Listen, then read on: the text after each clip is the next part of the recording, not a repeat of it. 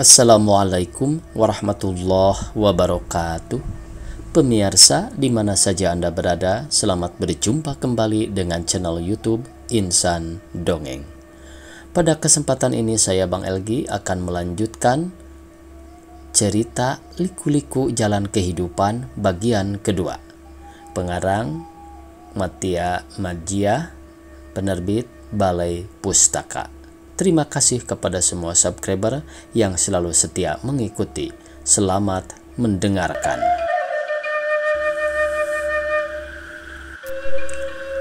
Mudah-mudahan, kata Pak Sumo sambil menggenggam erat tangan kepala kampung. Kalau tidak di dunia, di akhirat. Pak Sumo tersenyum pahit. Tatkala melangkahkan kakinya di rumah kepala kampung, Pak Sumo merasakan adanya sebuah getaran yang amat asing dalam hatinya. Getaran yang membangkitkan perasaan asing juga bercampur aduk antara sedih dan terharu dengan rasa kosong dan hampa. Perasaan itu menyebabkan dia menoleh ke belakang seakan-akan ingin sekali lagi melihat wajah kepala kampungnya. Perasaan itu pula yang mendorongnya lekas-lekas pulang. Karena ia merasa amat rindu kepada anak istrinya seakan-akan sudah lama sekali berpisah. Kemudian setelah bertemu dengan istrinya, pertemuan itu begitu mesra. Kalau saja ketika itu tak ada anak-anaknya, niscaya istrinya sudah dipeluknya. Lalu ketika ia memandang kepada kedua anaknya yang sedang asyik mengiris rebus singkong untuk dibuat keripik, tiba-tiba ia merasa sedih dan air matanya tak terasa mengambang. Cepat ia memalingkan muka lalu dengan hati gemetar ditinggalkannya anak istrinya. Ia pergi ke rumah untuk membereskan barang-barang yang kemarin belum semua dikemasi. Begitulah sambil rasakan getaran yang sangat aneh yang terus-menerus mendebarkan jantungnya.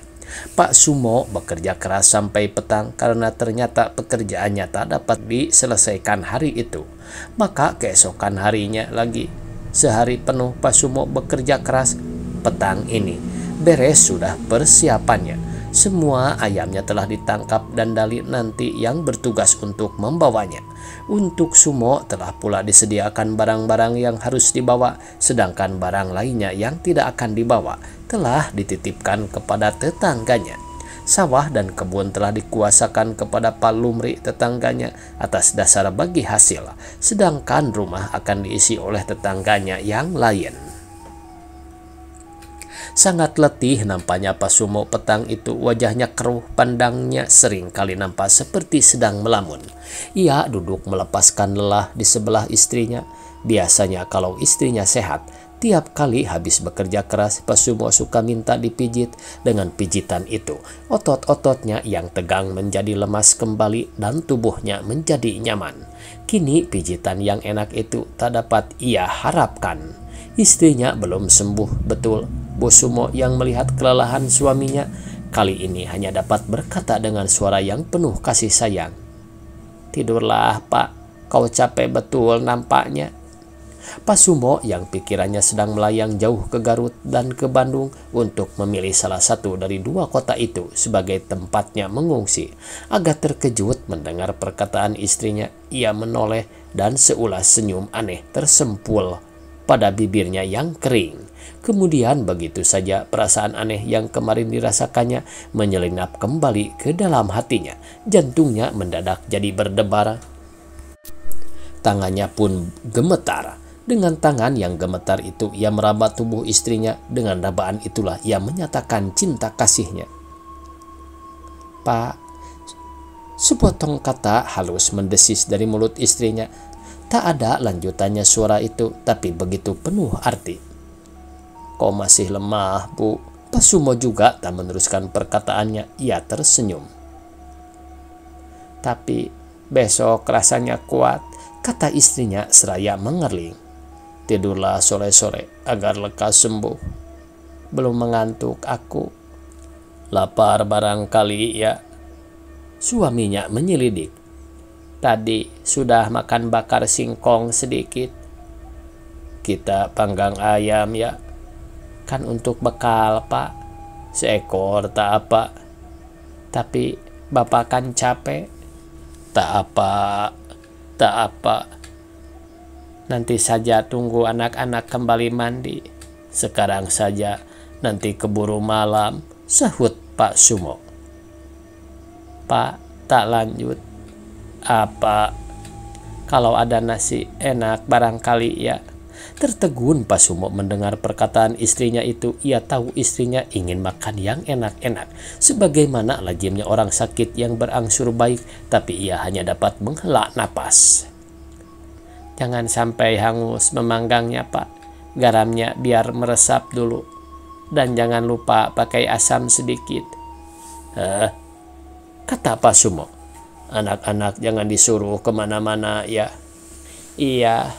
Dengan diiringi pandang sayu istrinya, Pak Sumo pergi ke bawah pohon kanyere tempat keranjang ayamnya disimpan. Ditangkapnya ayam dara seekor. Bapak kemana, Bu? Pulang mandi, Dali bertanya kepada ibunya. Ke rumah. Mau apa? Sumo kini yang bertanya. Bikin panggang ayam. Mau lihat Jangan tunggu saja di sini. Sudah lama perginya, Bu. Dali yang bertanya. Sudah, sebentar lagi juga datang. Sumo dan Dali tak bertanya lagi. Dali duduk di sebelah ibunya, lalu begitu saja tangannya mempermainkan jari-jari ibunya. Tapi sementara itu pikirannya terpaut terus ke panggang ayam.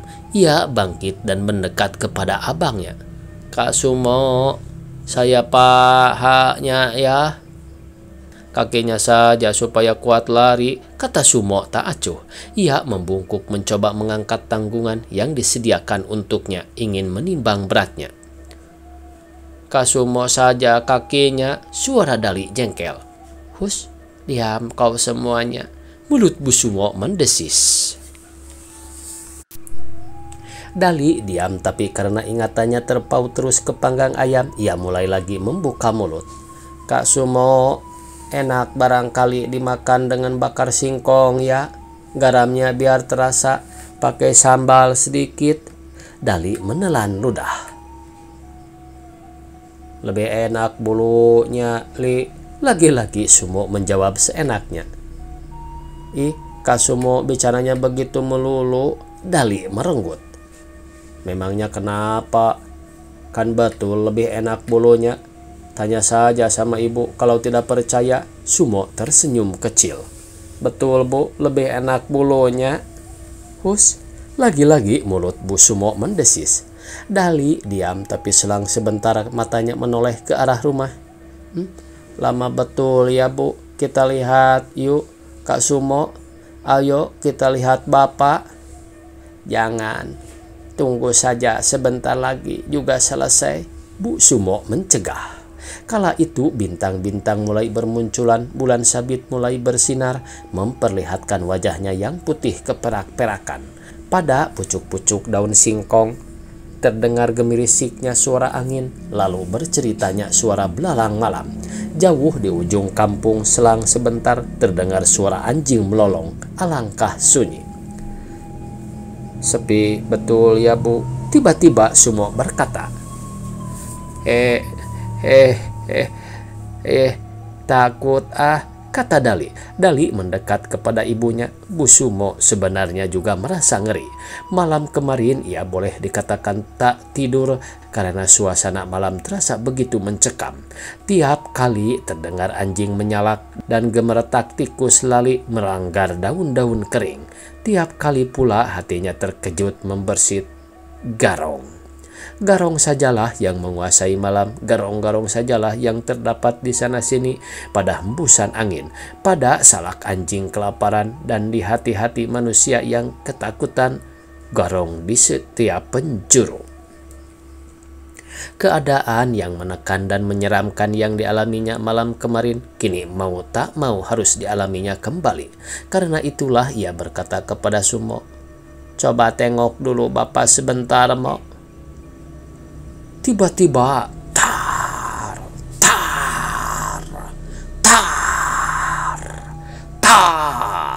serentetan tembakan otomatik menggeletar tepat pada saat Bu Sumo selesai berkata, tar, tar.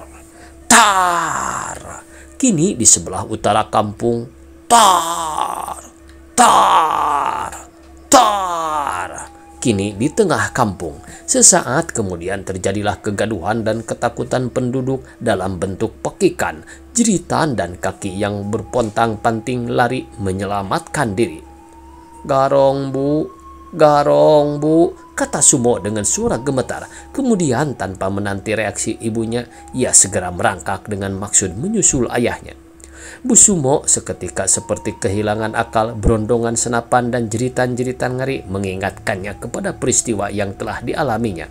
Alangkah cemas hatinya, terlebih cemas lagi karena suaminya tak ada di sampingnya. Ia melihat Sumo merangkak ke arah rumah tapi tak kuasa mencegahnya. Baru setelah Sumo agak jauh, ia dapat memaksakan kakinya berdiri dan berjalan dengan membungkuk menyusul Sumo. Dali dituntun di tangan kiri. Untung akhirnya Sumo tersusul juga. Kini ketiganya bertiarap di tanah dengan napas memburu dan tubuh menggigil. Matanya terbuka lebar memandang ke arah rumahnya yang kini mulai berkobar dimakan api. Di antara nyala api yang berkobar itu nampak beberapa sosok hitam sedang menerjang sosok hitam lainnya yang berbentuk tinggi kurus. Bu Sumo insaf bahwa suaminya lah yang sedang diterjang itu. Tak salah lagi, suaminya tengah disiksa. Suara dakduk, dakduk, dakduk dari gagang senapan yang bertumbukan dengan tubuh dan kepala suaminya menyebabkan tubuh Bu Sumo lunglai. Tak kuat ia menyaksikan peristiwa itu. Matanya segera dipejamkannya. Tepat pada saat itu, tar! Sebuah tembakan terdengar, disusul dengan bergedebuknya tubuh Pak Sumo jatuh. Suara tembakan itu memaksa Bu Sumo membuka kembali matanya. Bertambah lunglailah tubuhnya. Sumo juga menyaksikan peristiwa itu, tapi ia tidak lemas seperti ibunya. Darahnya malah mendidih, gerahamnya berderak-derak. Tangannya gemetar. Dengan tangan yang gemetar itu ia meraba goloknya yang selama beberapa hari ini tak pernah lepas dari pinggangnya. Umurnya yang telah 14 tahun, kasih sayang kepada orang tua, dan pelajaran silat sejak berumur 7 tahun menyebabkan Sumo merangkak mendekati rumahnya disertai satu tekad saja, yaitu menuntut balas. Untung pada saat itu Bu Sumo insaf akan adanya bahaya yang dihadapi anaknya. Untung pada saat itu mendadak kekuatannya pulih, ia melompat menangkap tangan Sumo, dan selanjutnya dengan sekuat tenaga ia menyeret Sumo kembali. Selanjutnya dengan Sumo di tangan kanan dan Dali di tangan kiri, Bu Sumo merangkak-rangkak menuju ke tempat barang-barangnya yang disimpan. Ketiganya segera berkemas, lalu dengan membawa barang, mereka segera berangkat meninggalkan rumah dan kampungnya yang sedang terbakar.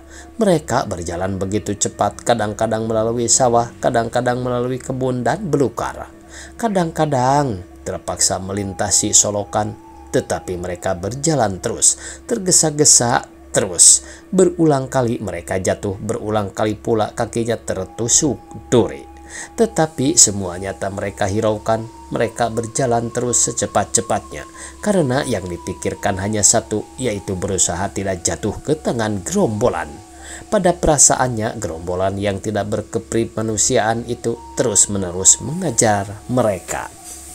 Makin larut malam, makin jauhlah mereka dan makin seringlah mereka jatuh karena tubuhnya sudah kepayahan. Tapi mereka belum mau berhenti berjalan dan berjalan terus sampai akhirnya tak kuat lagi berjalan, terjatuh karena kehabisan tenaga.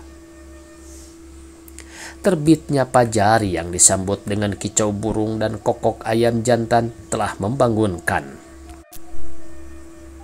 Terbitnya fajar yang disambut dengan kicau burung dan kokok ayam jantan telah membangunkan penduduk kampung Sanding dari tidurnya. Tetapi sejuknya udara pagi dan tiupan angin gunung Cikuray yang membawa kabut basah telah menghalang-halangi mereka untuk keluar rumah dan memaksa mereka untuk membungkus tubuhnya dengan selimut tebal sambil memendekkan tubuhnya dengan jalan mendekatkan lutut ke dagu. Sedangkan mereka yang tidak memiliki selimut tebal rata-rata mengambil tindakan yang sama untuk mengatasi rasa dingin itu, yaitu dengan pergi ke dapur, menyalakan api dan berdiam. Pengecualian hanyalah terhadap mereka yang hendak bepergian dan para pedagang yang hendak membawa dagangannya ke pasar. Bagi mereka sejuknya udara pagi itu tak menjadi rintangan. Lihat saja tuh orang tua itu, mungkin dia juga hendak bepergian. Oh, oh, dia batuk, tertahan-tahan. Wap, ciu, dahak meloncat dari mulutnya. Dingin betul, gerutunya seorang diri seraya mengeluarkan kaleng minyak rambut. Tapi isinya ternyata bukan minyak rambut, melainkan tembakau tonjong. Diambilnya sejemput tembakau, lalu dibungkusnya dengan daun enau, dinyalakannya geretan bensin. Oh, oh, oh,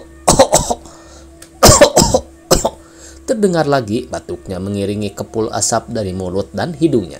Pecinya dibenamkannya sampai menutupi telinga. Kini ia berjalan lebih cepat dari tadi. Rupanya hendak memburu kereta yang paling pagi. Tetapi ketika sampai ke tepi kampung, ia tertegun karena pandangnya tertumbuk ketiga sosok tubuh yang terkapar di tanah dengan pakaian koyak-koyak dan penuh lumpur. Di dekatnya terserak barang-barang berupa 2 keranjang, sebuah kopor kaleng, sebuah buntelan, dan sebuah gulungan tikar. Entah berisi apa. Bagi seorang tua, pemandangan seperti itu merupakan pemandangan yang asing. Maka menyembuhlah kecurigaan dalam hatinya. Ia mendekat selangkah lagi, sikapnya siaga. Kemudian membuka mata lebar-lebar sambil agak membungkuk. Gerakan lemah dari napas ketiga orang itu menyebabkan si orang tua tegak kembali. Masih hidup, kata hatinya. Selangkah lagi ia mendekat lalu membungkuk. Kini jelas padanya bahwa ketiga manusia itu sedang tidur. Jelas pula jenisnya, yaitu seorang wanita dan 2 anak lelaki. Hanya saja mukanya tak dapat dinilai karena begitu kotor. Sungguh pun begitu satu hal nyata benar bahwa ketiga orang yang sedang tidur itu sesungguhnya menderita keletihan yang amat sangat.